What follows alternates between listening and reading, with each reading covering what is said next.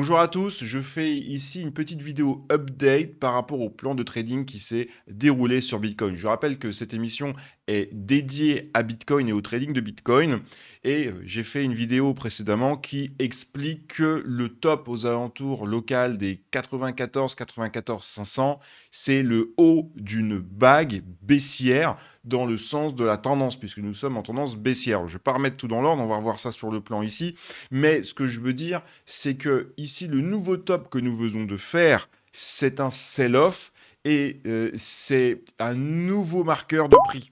Ce que je veux dire, c'est que on avait envisagé le top à 94 500 et en fait on voit qu'on l'a légèrement surpassé hier. Ce qu'il faut comprendre, c'est que tout n'a pas changé, tout n'est pas à remettre en question. Ce qu'il faut juste comprendre, c'est qu'il y a un décalage dans le temps par un effet de news. Les effets de news, c'est ce qui est le plus compliqué à attraper en trading. En réalité, c'est quasiment même impossible. Ici, il s'agit d'une news que 85% du marché avait pricé. La seule capacité ici à faire cette petite mèche, c'est les 15% de fous qui n'ont pas pricé le marché et qui ont appuyé comme des débiles sur le bouton acheter au moment où Jérôme Powell nous a annoncé les sorties de taux. Donc ça veut dire qu'on a 15% de fous qui ont appuyé sur le bouton et qui ont été faire un nouveau plus haut. Alors ça peut être 15% de fous avec beaucoup d'argent. C'est ce qui visiblement s'est passé. Mais le marché a vite retrouvé sa raison et il est revenu immédiatement en dessous le top précédent. Donc ce sell-off, qu'est-ce que ça détermine pour nous concrètement? Ça détermine simplement qu'il y a un nouveau point haut à considérer dans notre plan de trading, ce qui n'a pas quasiment rien le plan général. On va juste mettre à jour le graphique, faire un récapitulatif général pour bien voir où est-ce qu'on va, mais le plan n'a pas changé. Simplement, la vague de retracement à l'encontre de la tendance, je rappelle en ABC, qu'on va voir dans un instant sur l'ordinateur, elle, elle change légèrement puisque le top AC va être décalé dans le temps d'à peu près 10-15 jours. Et donc, on a une vague interne en ABC également sur la dernière vague de BAC. C'est simplement une prolongation dans le temps pour une différence de prix d'entour 600-700 $. Donc oui, on fait un léger plus haut par rapport au précédent, mais ça ne change absolument pas le plan de trading. Je vais même aller plus loin, ça le confirme. Ça veut dire que même cette baisse de taux qui faisait espérer 15% du marché n'a pas suffi à donner une vraie impulsion à Bitcoin. Allez, on se retrouve sur l'ordinateur. Donc, je rappelle que ici, nous sommes en 4 heures sur le cours du Bitcoin contre le dollar. Le dollar, je précise pour les plus néophytes, on traite toujours sur le dollar et non pas l'euro. C'est plus simple et c'est plus stable et ça nous évite de faire les conversions sur les graphes par rapport au taux de change. On avait eu, nous, la prévision suivante. Le bottom ici avait été formé le 21 novembre et selon les statistiques, il était prévisible de faire ici un top aux alentours des 94 200 et on s'était même dit que les 1,61,8 de retracement avaient été à peine atteints. Voilà. Et on s'était même dit que les 1,61,8 de retracement, puisqu'on retrace la tendance, c'est pas une extension, n'avaient été à peine atteints. Et là, on les atteint. Et là, avec ce nouveau top que j'ai nommé X, juste pour la vidéo, ensuite on va évidemment mettre ça plus au propre, mais c'est pour donner un impact visuel immédiatement. Et lui, ce top que je nomme X provisoirement, vient simplement de nous donner un nouveau point d'ancrage pour notre graphe. Donc ça veut dire que globalement, on va devoir remettre le Fibo pour voir où est-ce qu'il arrive exactement. Mais ici, cette vague de retracement, au lieu qu'elle se termine ici, eh ben, elle se termine là. On a simplement une extension dans le temps, mais pas une remise en question des graphiques. Okay, donc ici, je vais dézoomer un peu pour qu'on y voit plus clair. Je rappelle que la tendance, elle est baissière depuis le point ici du 14 août, même si certains d'entre vous préfèrent mettre le top ici de 5 de la grande vague haussière qui s'est déroulée en 1, 2, 3, 4, 5 impulsive depuis le bottom ici des 75 000 $. Moi, je pense qu'exceptionnellement, il doit être mis ici. Et ce point d'ancrage, je ne préfère pas le prendre en considération. Mais c'est peut-être aussi à cause de ça que je me suis trompé et qu'on a eu un petit dépassement. Mais même sur ce point-là, je ne suis même pas convaincu. Donc bon, je ne touche pas à mon plan. Pour l'instant, je le laisse comme ça. Ce qui compte ici, c'est de regarder le Fibo. Regardez. Si je prends le top ici et que je vais en bas, Les 0,138,2, on les avait quasiment touchés, rappelez-vous, la dernière fois. Regardez. Regardez. On les touche. Là, on a fait une petite mèche au-dessus, mais franchement, le plan, il change pas. Là, on peut pas dire qu'on a fait quelque chose qui mérite de tout remettre en question. Ce qu'il faut comprendre, c'est que c'est des mathématiques, c'est appliqué à des graphiques, mais il faut être aussi pragmatique. Le marché joue avec la liquidité et il faut également donner une petite marge de tolérance. Donc c'est vrai que ça fait pas les affaires de ceux qui ont mis un stop trop agressif. Et là, vous voyez la ligne blanche ici qu'on a ici, donc les 95 210, moi c'était mon stop loss. J'avais évoqué l'idée qu'on pourrait avoir une chasse quand même qui pouvait se faire, et donc je voulais pas être trop agressif. Mais on pouvait envisager, je l'ai dit aussi dans la dernière vidéo, on pouvait envisager de réduire ici un petit peu, pour pouvoir vraiment solidifier des gains, puisqu'on avait pris un premier TP ici. Mais ça se faisait dans une certaine configuration, et évidemment, ça dépend à quel endroit vous êtes rentré. Si vous êtes rentré aux alentours des 93, ou que vous rentrez aux alentours des 92, bah, vous n'avez pas non plus tout à fait le même plan, hein. La vraie stratégie, pour pas se faire sortir, c'était d'être au-dessus, aux alentours des 95 200. C'est ce que j'avais proposé dans la première vidéo. Ok. Maintenant, il faut aussi admettre quelque chose. Je me doutais un peu qu'on allait avoir un rebond. C'est pour ça que le stop, je ne l'ai pas proposé de le mettre de manière trop agressive. Mais je ne m'attendais quand même pas sur une news de la Fed qui était pricée par le marché. Voilà, le marché action, il n'a rien fait du tout. Là, lui, tout était en ordre. Le marché savait ce qui allait se passer.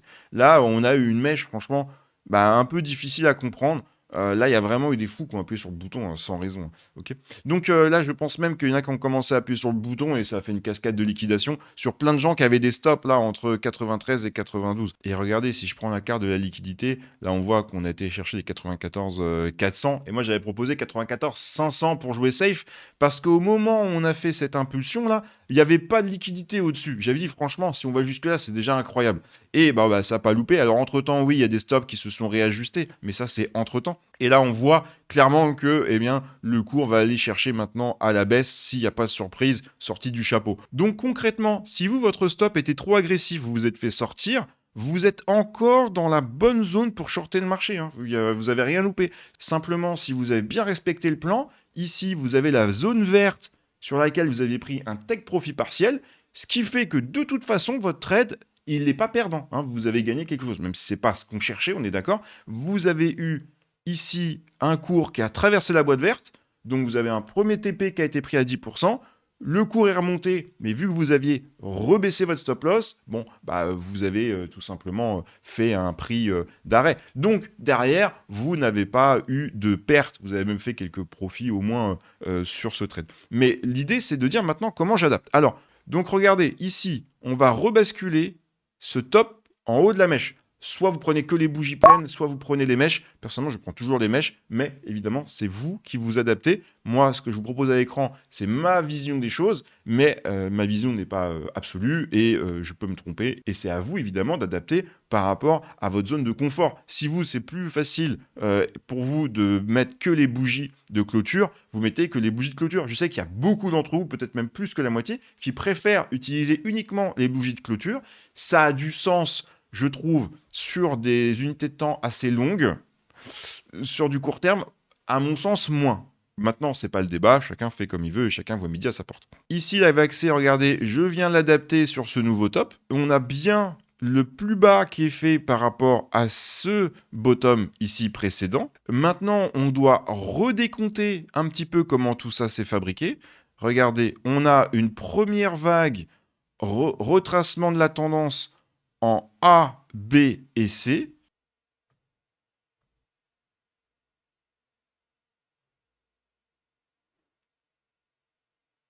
Là, regardez cette première vague donc qui a permis d'aller faire le premier top de A. Eh bien, on la décompose en se disant que, regardez, le bas ici, là, je ne sais pas si vous voyez bien sur l'écran, là, mais on est quasiment au 0,382. Donc, statistiquement, ça colle. Voilà. Donc, on a bien ici le premier bottom que je vais tracer ici en ABC.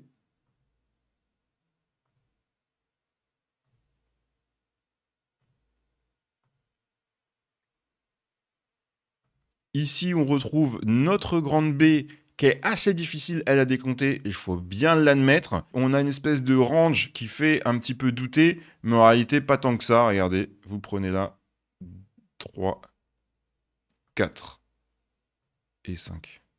Ok. Voilà. C'est pas joli, c'est pas esthétique. Là, on a une bougie, le problème, qui fait 90 000 à 86 000 en 4 heures. Donc c'est vrai que ça peut paraître un peu tordu sur le graphe, mais techniquement, ça se tient. Ok. Les bougies, malheureusement, nous font former des fois des vagues qui nous font douter hein, esthétiquement. Donc faut vraiment laisser de côté l'esthétique des fois sur les vagues et s'en tenir au concept mathématique de près. Vous avez ici toujours la grande difficulté, je vous l'ai déjà dit plusieurs reprises, c'est de positionner la 1. La 1, c'est vraiment l'horreur. Et moi, personnellement, j'attends souvent la 1 et la 2 avant de me positionner sur la 3. De toute façon, la 3, c'est jamais le petit mouvement. Donc, c'est toujours intéressant de sécuriser, attendre 1 et 2. Et on a déjà beaucoup plus d'indices pour la 3. Ensuite, ici, regardez, toujours la même chose. On va se retrouver avec la ABC. A, B et C. Voilà. Qui se forme ici dans une 1, 2, 3, 4, 5, dans le sens de la tendance. Tendance 1, 2, 3, 4, 5. Ici, on a également un retracement en ABC. Regardez.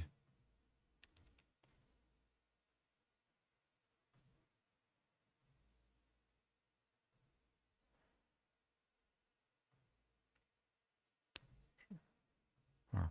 Alors, ça devient un peu brouillon à l'écran, j'en ai conscience. J'ai fait déjà tous les fibos de mon côté pour pouvoir arriver à les mettre sous les yeux. Le problème maintenant qu'il va y avoir pour beaucoup d'entre vous, c'est de mettre tout ça en application. Maintenant, l'idée, c'est de dire qu'est-ce qu'on fait, où est-ce qu'on va. Eh bien, voyez cette vague jaune, parce que là, on est zoomé et vous voyez peut-être pas grand-chose. Hop, ouais, je vais dézoomer, ça va être plus simple. Regardez. Là, on va attaquer donc cette vague en 1, 2, 3, 4, 5. Simplement, ce 1, 2, 3, 4, 5, en fait, n'a tout simplement pas commencé, puisque ici, on a fait un plus haut. Donc, ça veut dire qu'on va simplement prendre ici notre suite de vagues et on va la décaler ici. OK? C'est simplement un décalage dans le temps, ce qui s'est passé. Il n'y a aucune remise en question générale du plan. Et donc, on va suivre ici ce 1, 2, 3, 4, 5. Donc en fait, ce n'est pas une invalidation de la structure, c'est simplement une adaptation dans le temps. Hein, ok. Moi, je considère que ce nouveau top n'est pas une invalidation du travail précédent, c'est simplement que le top n'était pas à 94 200, le top est à 94 800. Et ce top, là, il est vraiment structurel parce que entre les annonces de la Fed, les retracements de Fibo, bref, tout ce qui va ici dans le sens des 94, 94 800, la liquidité, etc. Bon, on sent que là, le top, il a été très, très, très, très compliqué à aller chercher. Donc, en théorie, maintenant, nous commençons cette vague 1 qui va aller nous amener aux 86 000 $. Ensuite, on aura un rebond. Donc, ici, le plan ne change pas. Vous ouvrez un short dans la zone rouge. Si vous êtes investisseur et non pas trader, vous pouvez alléger un peu votre nombre de bitcoins pour pouvoir tenter de les racheter plus bas. Parce que je rappelle, si je me mets ici en daily, regardez le plan général à quoi nous attendons, c'est ça. Voilà. Donc, ici, vous voyez, ça fait beaucoup de cafouillage dans cette zone, mais en réalité, c'est simplement qu'on cherche à trouver le point haut précis qu'il va y avoir dans ce bout de range afin d'aller vraiment surfer cette vague. Parce que, je vous rappelle, pour ceux qui n'avaient pas suivi l'émission précédente, entre le haut du cours sur ce mouvement et le bas sur lequel nous nous attendons, il y a encore un moins 20% à aller chercher. Moins 20% sur le Bitcoin qui va se dérouler, bah vous voyez, hein, ça se fait pas en une journée, mais on va aller le chercher comme ça aux alentours de janvier, février. En tout cas, c'est ma vision des choses. Maintenant, la vraie question de fond, c'est est-ce que ce plan reste valide ou est-ce qu'il y a un plan alternatif? Alors, moi, vous savez, sur cette chaîne, j'essaie toujours de vous donner des alternatives qui vous permettent de pouvoir vous positionner éventuellement sur un autre scénario que le scénario qui saute aux yeux. Mais là, j'ai vraiment du mal à croire qu'on va aller beaucoup plus haut. Tous les indicateurs nous montrent baisse des taux, machin, truc chouette. le marché, il est à bout de souffle. Parce que ce qu'il faut comprendre, c'est que le marché, lui, il voit pas M+1, M+2. Le marché, lui, se projette 6 mois en avance, 1 an en avance. Ce qui fait que quand la baisse de taux arrive sur la table, mais elle est déjà pricée depuis longtemps. Il n'y a que en crypto, on a des effets waouh, réactions qui sont franchement complètement compliqués des fois à mesurer, mais qui ne sont pas intrinsèquement, fondamentalement liés à la vraie structure de pensée des traders du marché. Ok. Donc, je pense qu'il faut simplement relativiser. Ce top est un nouveau top, certes, mais il ne remet pas en question la continuation générale baissière. Je rappelle que nous sommes en tendance baissière depuis aux alentours de 125 000 $. Le vrai problème pour nous, c'est d'arriver à s'extraire du bruit et faire du trading sans bazar. Non mais il faut bien se le dire. Parce que entre CZ qui nous raconte là maintenant, oui, bah lui il pense qu'on est dans un super cycle. Cathy Wood qui dit oui, oui, bah moi aussi je pense qu'on est dans un super cycle. Elle est sympa, enfin, elle sous-performe le marché contrairement à tous les autres, ok. Donc oui, elle est dans l'univers crypto, mais ça fait 3 ou 4 ans qu'elle fait que des conneries sur le marché crypto. Donc on a des gens, franchement, qui sont parfois assez compétents, faut bien l'admettre, mais ce ne sont absolument pas des traders, ce sont absolument pas des visionnaires sur les prix. Je prends CZ, ok, c'est un super gars au niveau du développement, machin, il a construit un truc qui est incroyable, on est tous d'accord de le dire, je fais allusion à Binance, mais ce mec-là n'est pas un trader. Il était au bon moment, au bon endroit pour construire une grande conviction qu'il avait. Il a sorti Binance, d'ailleurs, félicitations pour lui, c'est clair.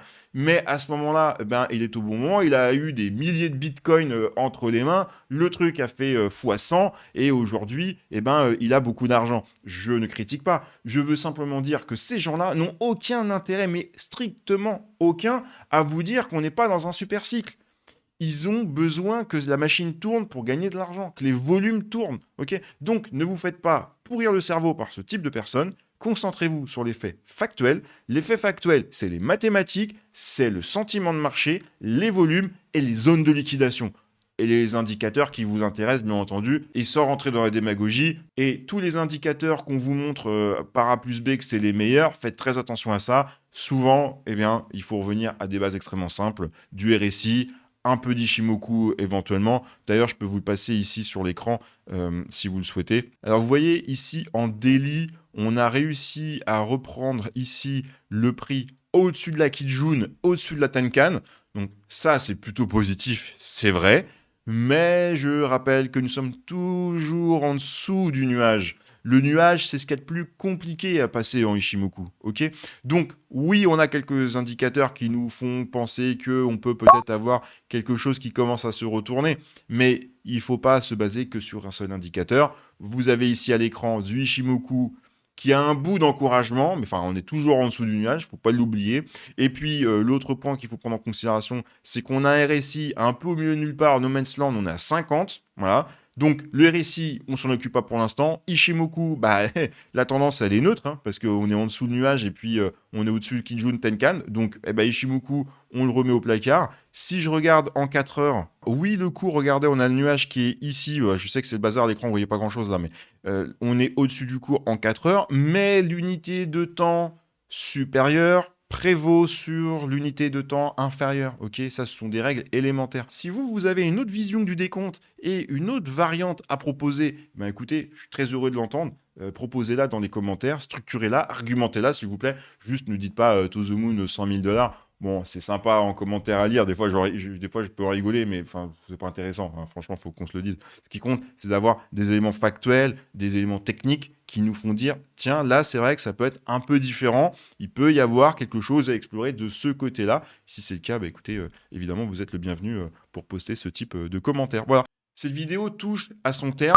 Je voudrais préciser certains points qui me semblent pertinents et importants. Les graphes, les graphiques, les institutionnels les utilisent également. Les particuliers avancés également, les traders tous les jours. Les indicateurs techniques sont des indicateurs qui nous permettent de éclairer un peu notre lanterne. Les informations, les news pertinentes, impactantes, sont extrêmement importantes également dans la psychologie du marché, qui permettent non pas de changer une tendance, très rarement en tout cas, mais plutôt des faits d'accélérateur de tendance. C'est un peu différent, même si on peut apprêter ça à quelque chose de différent.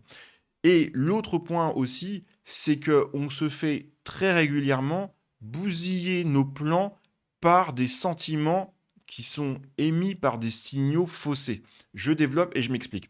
Vous avez des gens extrêmement connus sur le domaine crypto et pas que, même politique, qui envoient des signaux qui parfois nous font dire ah bah là c'est extrêmement bull, là c'est extrêmement bien cette news, etc. Et on voit qu'avec le temps, toutes ces informations deviennent de plus en plus inaudibles et moins impactantes sur le marché. Parce que le marché se rend compte de plus en plus que c'est assez farfelu tout ce qu'il nous raconte et qu'il faut s'en tenir aux valeurs fondamentales.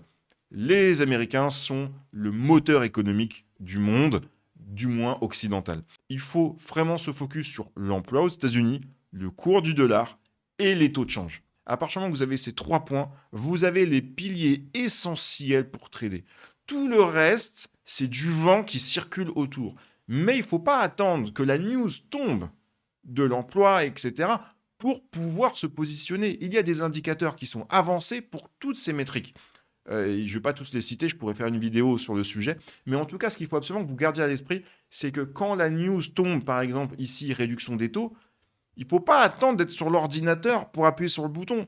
Vous devez être pratiquement sûr, 3, 4, 5, 6 mois à l'avance, à cette échéance, qu'est-ce qui va se passer.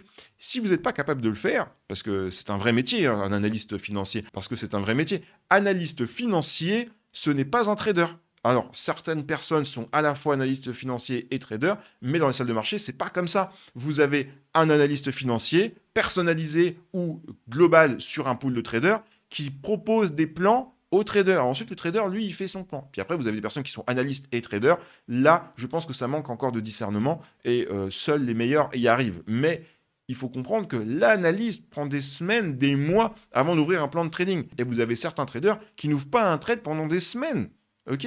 Mais quand ils l'ouvrent, ils ouvrent des grosses positions et ils sont pas sûrs à 100% parce qu'on ne l'est jamais, mais tout va dans leur sens pour que ça se passe bien. OK? Donc, ce que je veux dire à travers cette vidéo, peut-être que je suis un peu barbant, il faut impérativement que vous vous focus sur des éléments tangibles et que vous retirez tout le bruit environnement sur Twitter et toutes ces salades parce que ça perturbe votre pensée et votre plan de trading. Et le plus important, c'est de croire en ses convictions. Allez, bye bye.